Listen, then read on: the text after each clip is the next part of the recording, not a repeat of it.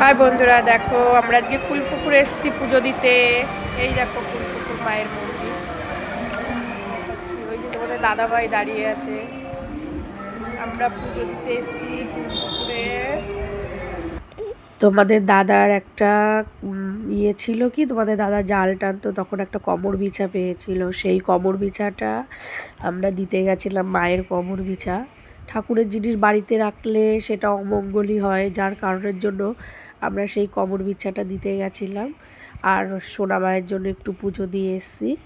আমি তোমার দাদা আর সোনামা গেছিলাম। দেখো মায়ের মুখটা কত সুন্দর, এত সুন্দর মুখটা। আর কুলপুকুরের মা খুব জাগ্রত মা, সবাই খুব মানে, আমিও ভীষণ মাকে মানি।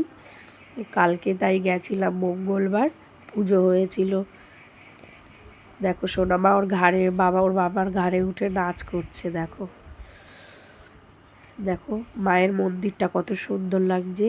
আর মাকে দেখতে কিন্তু বেশ ভালো।